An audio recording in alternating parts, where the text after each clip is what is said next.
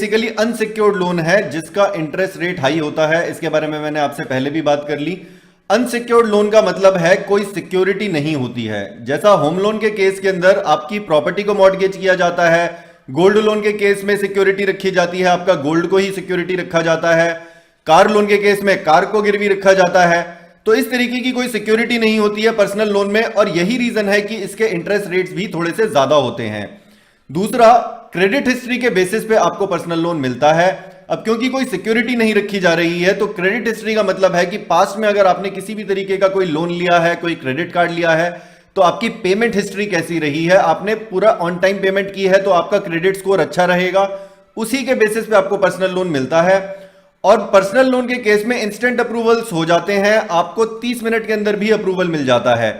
तो यही इसका सबसे बड़ा पॉजिटिव पॉइंट होता है कि मिनिमम डॉक्यूमेंटेशन लगती है और इंस्टेंट अप्रूवल्स हो जाता है। तो पर्सनल लोन हम किन पर्पसेस के लिए ले सकते हैं? तो मेन पर्पस जो पर्सनल लोन के लिए अप्रूव हो जाते हैं बैंक्स में, एक तो आप वेकेशन के लिए अगर आप कोई हॉलिडे प्लान कर रहे हैं उसके लिए आपको पर्सनल लोन आसानी से मिल सकता है। आप अगर अपने होम के इंटीरियर्स करना चाहते हैं उसके लिए मिल जाता है लोन। आपको वेडिंग के लिए, आपके फैमिली में कोई वेडिंग है, कोई मेडिकल इमरजेंसी आ जाती है, आप एजुकेशन फंड करना चाहते हैं अपनी या अपने किसी बच्चे की या अपने किसी रिलेटिव की, या फिर आप कोई बड़ा होम अप्लायंस खरीदना चाहते हैं घर में, अगर आपका कोई हाई कॉस्ट, मतलब कि अगर इंटरेस्ट रेट ज्यादा है किसी लोन का, आप उसको ट्रांसफर करना चाहते हैं तो भी आप पर्सनल लोन लेके उसको ट्रांसफर कर सकते हैं।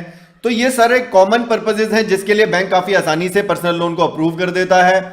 और जैसा मैंने आपसे पहले कहा कि अनसिक्योर्ड लोन है पर्सनल लोन, किसी तरीके की कोई सिक्योरिटी नहीं रखी जा रही है, तो इस केस में अगर लोन का डिफॉल्ट होता है तो बैंक रिकवर नहीं कर सकता है उस लोन को।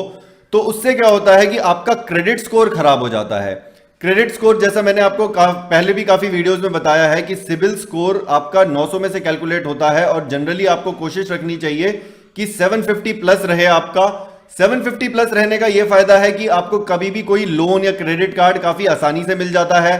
तो आप नहीं चाहेंगे कि आपका क्रेडिट स्कोर खराब हो, तो इस वजह से आपको लोन पेमेंट पे डिफॉल्ट नहीं करना चाहिए। डेफिनेटली अगर बैंक को अपना पैसा वापस नहीं मिलेगा तो वो आपका क्रेडिट स्कोर जरूर खराब करेगा।